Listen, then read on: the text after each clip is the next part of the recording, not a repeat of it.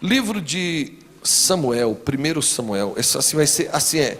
Eu não sei como é que diz lá no Ceará assim, ó, é vapt-vupt, é 15 minutinhos, tá bom? Mas vocês não vão sair daqui sem essa palavra, viu? Capítulo 2, versículo 27. 2,27. Irmã Cleide, eu sei que a senhora é abençoada. Tem um suquinho não aí, uma água com gás, qualquer coisa que engane o pastor, por favor. 1 Samuel 2, verso 27. Agora silêncio absoluto, por favor. O irmão Valdomiro, fecha essa porta de entrada aí, para que ninguém circule, porque eles estão fritando picanha para a moçada. Eita maravilha, isso. Pessoal, presta atenção nesse texto. Veio um homem de Deus a Eli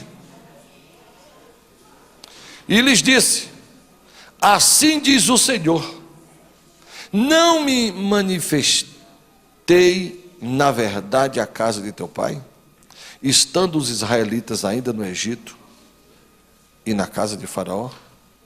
Eu escolhi dentre todas as tribos de Israel para ser meu sacerdote, para subir ao meu altar, para queimar o incenso e para trazer a estola sacerdotal perante mim, e dei à casa de Israel, de teu pai, todas as ofertas queimadas dos filhos de Israel. Prosseguindo o texto, versículo de número 30. Portanto, diz o Senhor, Deus de Israel, na verdade dissera eu, que a tua casa e a casa de teu pai andaria diante de mim perpetuamente. Porém agora diz o Senhor, longe de mim tal coisa. Porque aos que me honram, honrarei. Porém os que me desprezam serão desmerecidos. Eis que vem dias em que cortarei o teu braço e o braço da casa de teu pai, para que não haja mais velho nenhum em tua casa. E verás o aperto da morada de Deus há um tempo, com o bem que fará Israel. E jamais haverá velho em tua casa.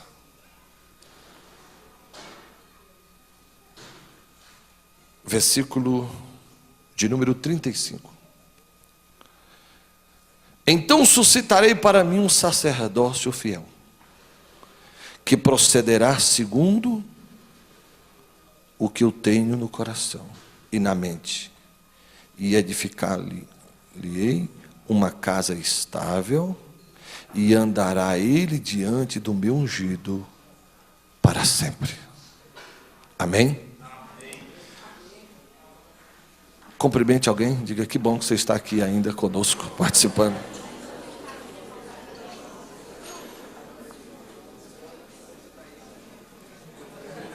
Glória a Deus. Queridos, eu vou direto já ao assunto. Há dois tipos de sacerdotes. Diga comigo, existe dois tipos de sacerdotes. Dois tipos de líderes.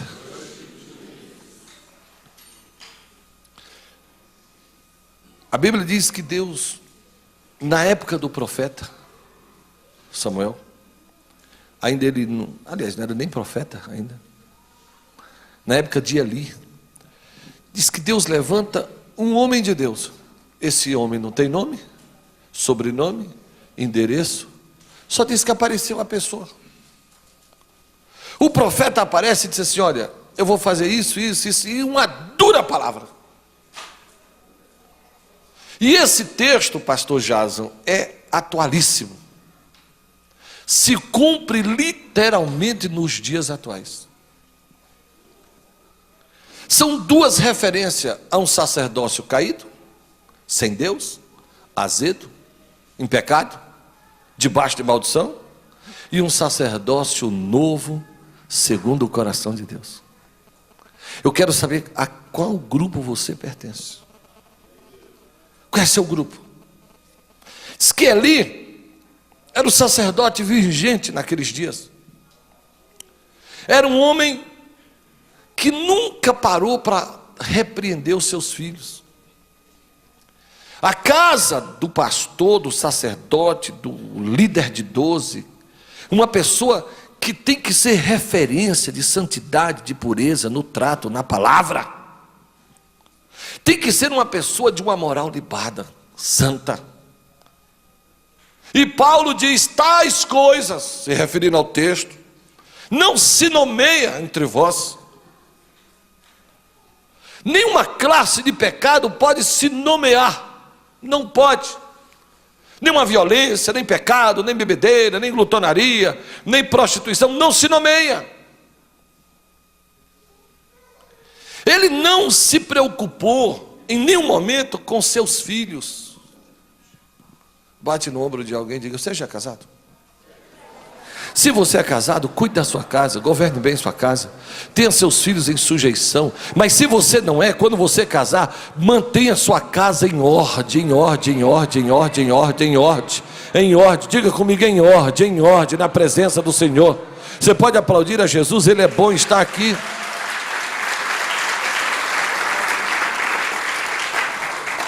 Esse sacerdote está velho, gordo, cara gordo, uma cadeira, deixa eu sentar aqui, por favor. Eu vou. Obrigado, Rui. É carinhosamente, viu? Por favor.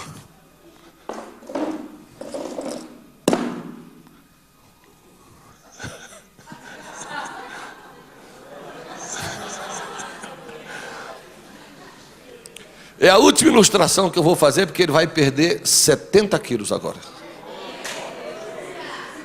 E quem disse foi meu pastor, pastor César, profetizou isso sobre ele esses dias. Estava com ele, abraçou, beijou a testa dele, diz: olha, mas você vai fazer a cirurgia por quê? Não, eu vou fazer a cirurgia do estômago.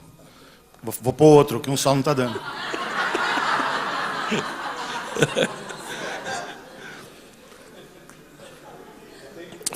Fica quieto, sacerdote, fica quietinho. Diz que os filhos de Israel traziam as ofertas, e os filhos de Eli, diz que os filhos de Eli faziam o que parecia mal aos olhos do Senhor. Os filhos de Eli eram levianos, mundanos, carnais. Nós pastores, nós não podemos gerar líderes carnais, desobedientes, irreverentes, e que não... E que tenham temor de Deus. Precisamos gerar líderes com temor em seus corações. Pelo contrário, os filhos de Eli banalizaram o sagrado, brincaram com o sagrado, trataram o sagrado de maneira... É um perigo, porque quando nós tratamos as coisas de Deus dessa maneira, a destruição vem.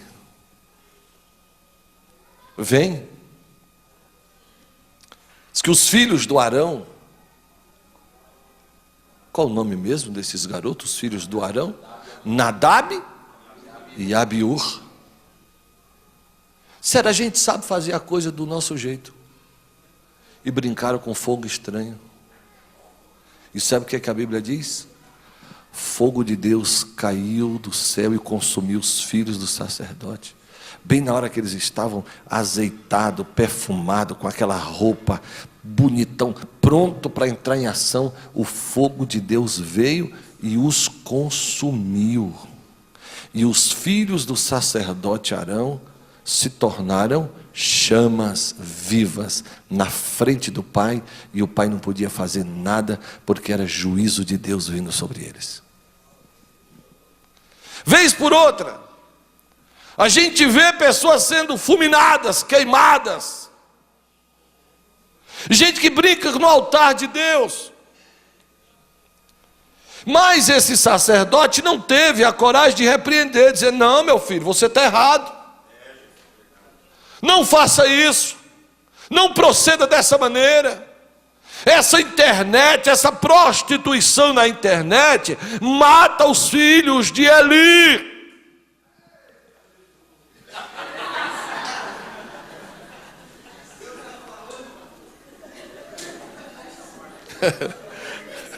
É assim, o fogo vai para lá e vem para cá também. Graças a Deus que existe isso. Isso que ele foi na minha sala essa semana e disse: eu estou jejuando a semana inteira pelo encontro de santidade. Eu falei: não está fazendo mais do que a sua obrigação. Não é vantagem, é nossa obrigação orar, jejuar e buscar. Meu filho, a fama de vocês não é boa. Vocês dão mau testemunho. Pergunta para alguém: qual é a tua fama como líder de célula?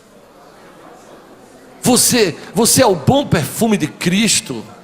Você exala esse aroma do Senhor? Ou você é aquele sujeito que senta e tem mau cheiro de pecado, de coisa errada?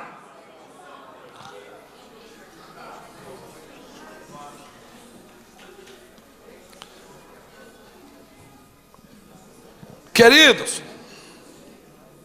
eu conheço pastores, passar por aqui, meu filho, olha para cá, depois você fala, que você tem que patrulhar. Cadê o pastor Eduardo? Saiu. Patrulhar os jovens da igreja. Isso é escandaloso. Vigiar jovem. Tem que chegar para um líder mais experiente e dizer: meu filho, fica de olho em fulano, porque esse cara senão vai me dar um prejuízo aqui. Eu já fiz isso, Jazinho. E tem pastores que falam: já, pastor Shalom, até eu me casado, fica de olho em fulano, que esse camarada aí, ele não pode ver um bujão de gás. Se tiver coberto, ele acha que é uma moça, uma mocinha.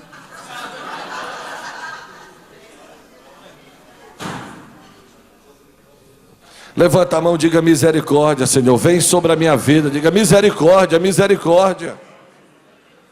Vamos voltar para o texto, senão vai virar um pretexto. Esse negócio de ler o texto, sair do texto e sem nunca mais voltar para o texto, isso arrebenta com a mensagem com o pregador. Diga amém, aplauda ao Senhor.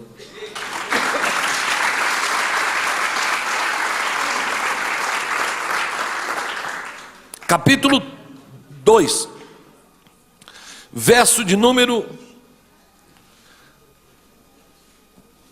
30 e 31. 3 castigos que Deus ia dar a esse tipo de sacerdócio.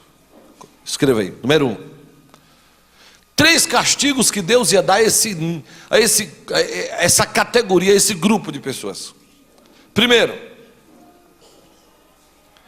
o Senhor disse assim: eu vou tirar a autoridade espiritual que vocês têm. Está no versículo de número 30.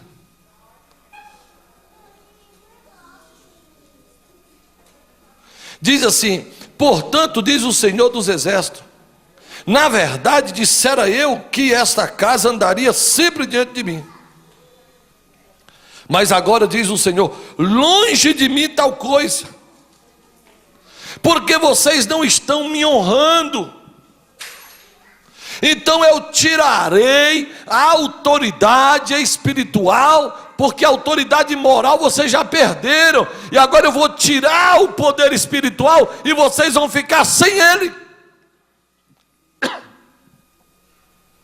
Esse tipo de sacerdote não tem unção, não tem graça, não tem milagre, não tem Deus na vida, são pessoas carnais, que não faz nada para Deus, e quando tenta fazer, só causam prejuízos. A pregação não tem brilho. Verso 31. Longe de mim, porém os que me honram serão honrados. Mas esse grupo aqui serão o quê? Desmerecido. Dá uma olhada no texto. Desmerecido. Uma pessoa que é desmerecida é uma pessoa que não tem o quê? Graça. Olhe para alguém e diga assim: se você perder a graça, Quem não tem graça é o quê? Não. Quem não tem, quem perde a graça, fica o quê? Desgraçado, gente.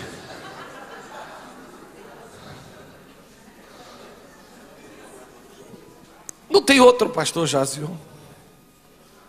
Eu tirarei o poder espiritual de vocês, vocês vão perder.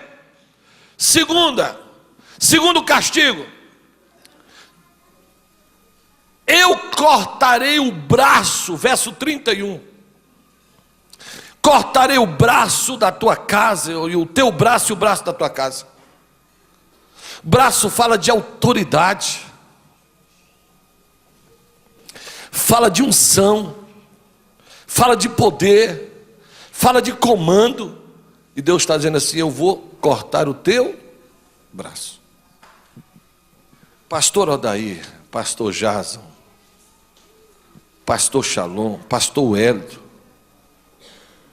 pastor Fernando, na sua cidade, nas cidades onde vocês são os pastores responsáveis, você conhece aquele pastor que a igreja murchou? Parou tudo? É a teologia da manutenção, ninguém se converte, a igreja vira museu, aquela velharada no púlpito, sem graça, não tem autoridade, não tem a unção nova do Espírito, são sacerdotes infiéis. O braço é cortado.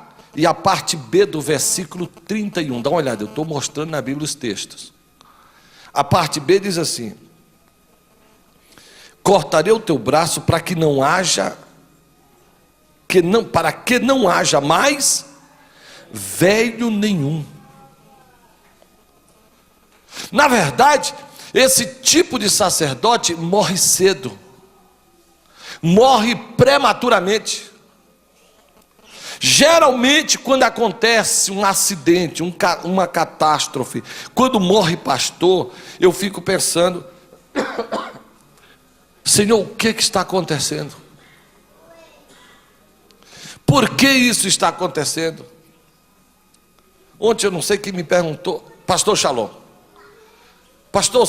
disse assim: pastor Júnior, Billy Graham ainda está vivo? Está, acho que 93 anos, 96 anos, 96.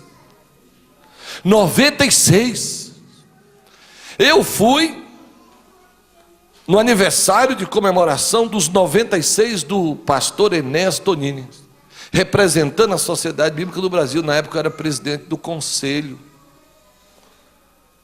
e ele ficou de pé, lúcido. Aí trouxeram uma cadeira, ele sentou e disse: meus irmãos, a minha cabeça, eu tenho uma cabeça de um garoto de 18 anos. Porque quando eu era mais novo, eu orava e dizia assim: Jesus, não me deixa ficar esclerosado, gaga, não, eu quero ter uma memória boa. Lê todo dia, faz seus devocionais. Mas eu esqueci de pedir para as pernas ficarem boas também, por isso eu estou sentado. Sabe quantos anos ele fez agora? 99 anos. Eu fui levá-lo, junto com outro diretor, seu Adílio, que também já está aposentado. Fui levá-los aqui em Águas de Lindóia, no congresso da CEPAL. Quando eu cheguei, tinha uma mesa reservada para o reverendo Enéas e o doutor Shed. E o reverendo Enéas disse: doutor Shed, como é que você está de saúde? Ele falou: estou feliz, estou bem, graças a Deus. Que já tem 84. Mas eu já vi tanto líder morrer cedo, prematuro, ser dizimado, gente que parte cedo. E essa profecia desse profeta sem nome se cumpriu literalmente, porque no reinado de Saul ele mandou matar 85 sacerdotes da linhagem de Eli. Versículo de número 32: e verás o aperto da morada de Deus, e jamais haverá o quê? Velho na sua casa. Olhe para alguém e diga: seja fiel. Mas fale com graça, diga: seja fiel. Diga: hoje Deus te dá uma natureza de fidelidade, porque você vai permanecer na casa de Deus e vai ver os seus filhos crescerem e os filhos dos teus filhos, e haverá paz sobre Israel. É o salmo de Deus que está descrito para nós.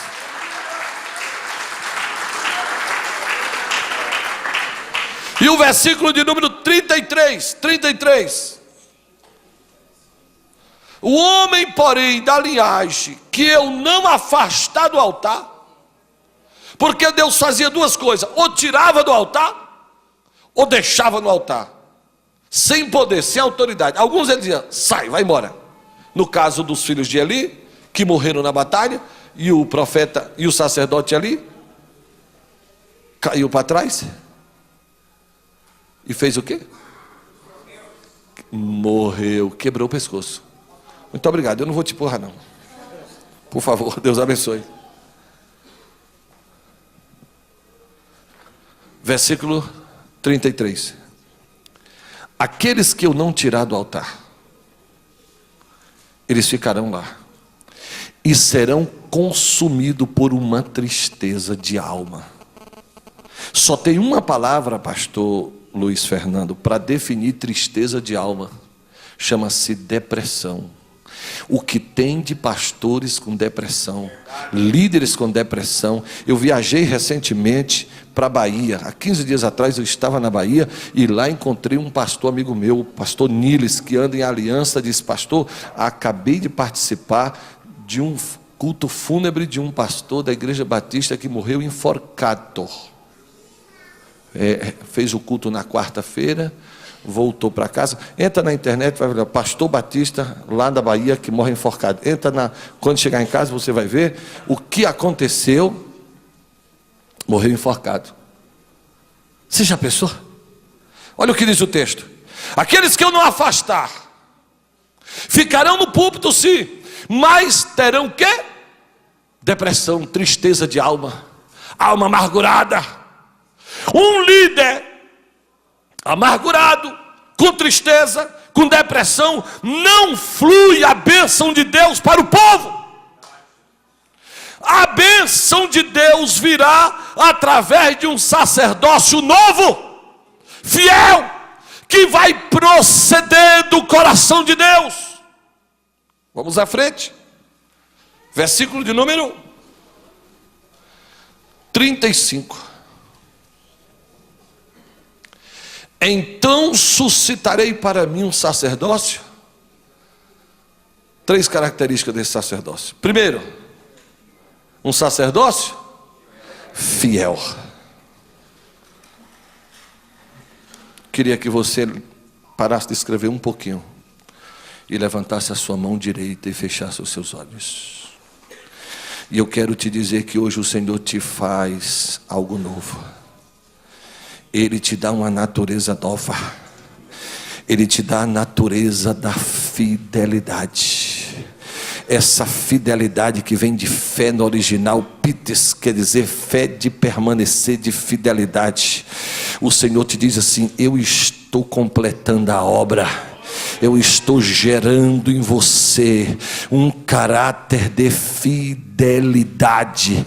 E Ele diz assim: eu suscitarei um sacerdócio fiel. Diga: Senhor, eu faço parte dessa nova geração, dessa geração que é abraçada, que é querida, que o Senhor está levantando esse sacerdote. Como é que chama o hino lá? A geração de Samuel. Bata no ombro de alguém e diga: você faz parte da geração de Samuel.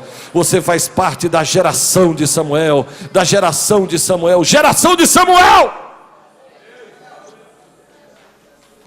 Verso 35: suscitarei para mim um sacerdócio que procede da onde? Do meu coração. Deus não perde. Não vá você pensar que a obra de Deus tem prejuízo. A obra de Deus não tem prejuízo. Satanás é mentiroso, enganador, é mentira dele. No dia que Deus disse: eu estou tirando ali, estou tirando sua casa, estou tirando seus filhos, estou limpando a imundícia. Sabe quem estava dormindo dentro do templo, sendo criado? Promessa de Deus, bênção de Deus. Ana queria um filho, Deus queria um profeta. Ana queria um filho, Deus queria um sacerdote. Ana queria um filho, Deus estava levantando um juiz sobre Israel.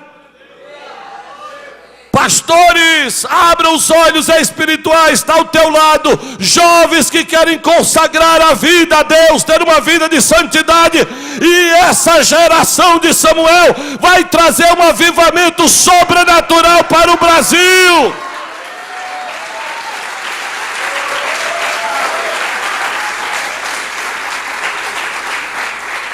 E não vá você pensar, pastor Shalom, que só peca quem quer. Os filhos de Eli eram exemplo para Samuel? Não, graças a Deus o senhor falou, né? Os filhos de Eli eram espelho? Tinha um grande sociólogo, Karl Marx, dizia que o homem é fruto do meio. A Bíblia desconstrói isso. Você sabia disso? Porque José tinha tudo para ser um pilantrão. Não foi. A mulher disse: Deus te deu tudo aqui. Você é senhor na casa de Potifar. Venha cá para ficar comigo. José disse: Deus me deu tudo, só não me deu você. Diga para alguém que está só, diga: Deus está te dando tudo, mas tem algumas coisas que você não pode tocar. Não é verdade, pastor Wellington? Não toque. E uma delas é na perna da mesa. Não toca na perna da mesa, irmão, por favor. Tem até um amigo meu que diz assim: perna da mesa é caixão e vela preta. Não vai por aí que você vai morrer, meu filho.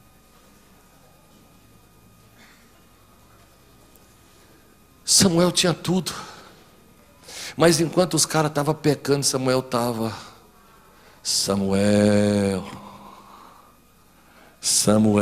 E o homem desviado, mas disse: meu filho, se essa voz voltar outra vez, dá um pulo da cama onde você está, diga: eis-me aqui, Senhor, fala, porque teu servo ouve.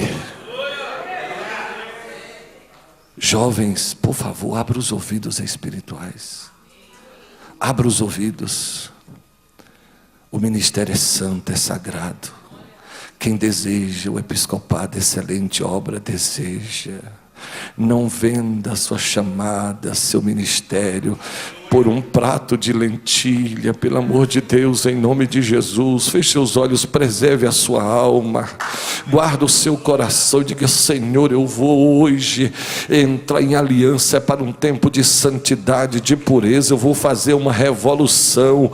O mundo precisa ver ainda e conhecer um homem nas mãos de Deus, e você pode ser esta pessoa. Pelo amor de Deus, levante do pó da onde você está, porque a Bíblia diz que Deus faz você sentar-se com os príncipes e os príncipes de seu povo, e você pode agora aproveitar e aplaudir o nome de Jesus.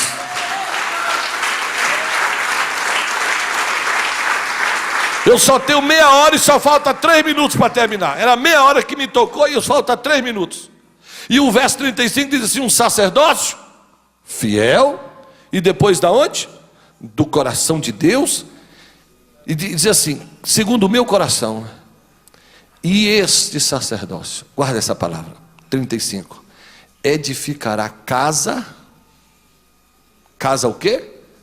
Estável, casa saudável, casa com estrutura.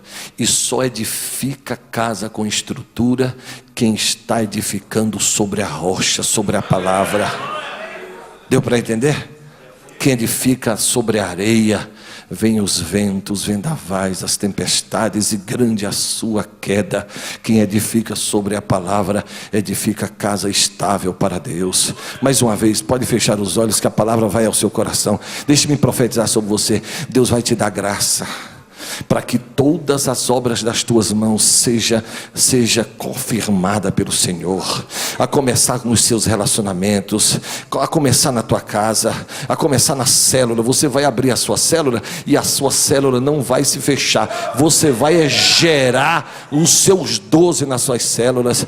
Deus vai te dar um caráter de fidelidade, um coração de pastor, para você pastorear com perícia, com inteligência, com integridade. Deus vai fazer com que as tuas mãos consiga colocar pedra sobre pedra nesse edifício, do qual o construtor é Deus, é Deus. E Paulo conclui toda essa história dizendo que saiba que tudo isso que Deus vai te dar é em vaso de barro. Por quê, pastor? Para que a excelência do poder seja de Deus e não nossa. Eu concluo. Ele diz assim: edificará a casa e irá diante do meu ungido. Quem é ungido aí? É o Messias. Você edifica a casa para Deus, para o Messias. Quem vai dirigir uma célula está edificando a casa de Deus. Oxalá, Rafael, que nós tivéssemos hoje 200 células, eu teria 2.000 pessoas na nossa igreja. Edificar a casa é vigiar, é orar, é preparar mensagem, é não perder G12, é entrar nas escolas de capacitação destino, é não brincar com coisa séria, é levar Deus a sério. Cadê a capacitação destino? Jovens, é tempo de desbruçar, estudar a palavra de Deus, para que a edificação seja correta. Seja correta. Edificar e irá sempre diante do meu ungido. Eu não estou prometendo flores para você, e não estou prometendo o que esse evangelho da prosperidade promete. Eu sei de uma coisa: esse homem era um diferencial, Samuel. Estou pulando daqui já para o capítulo 7, 8. Diz que o ministério de Samuel era um ministério de integridade. Ninguém tinha uma palavra contra o ministério dele. Ele era um ministério transparente. Quando Saul foi procurar as jumentas do seu pai Quis, que tinham se perdido, ele parou numa cidade, em Ramá. E quando estava lá, ele queria saber se tinha um vidente na cidade. Se tem algum vidente, algum profeta? Alguém disse: tem sim. Qual o nome dele? Chama-se Samuel. Aí disseram: homem de Deus é. Tudo que ele fala acontece infalivelmente. Deixa eu falar uma palavra da parte do Senhor para vocês. O homem de Deus é respeitado pelo seu caráter, pela sua palavra, pelo seu estilo de vida, pelo seu modo de se comportar. Ninguém precisa em nenhuma igreja dizer: essa igreja é do apóstolo, do missionário, do fulano, porque o homem de Deus não apresenta as suas credenciais e os seus títulos. O homem de Deus é conhecido pelo que fala, pelo que faz. Quer aplaudir? Pode aplaudir.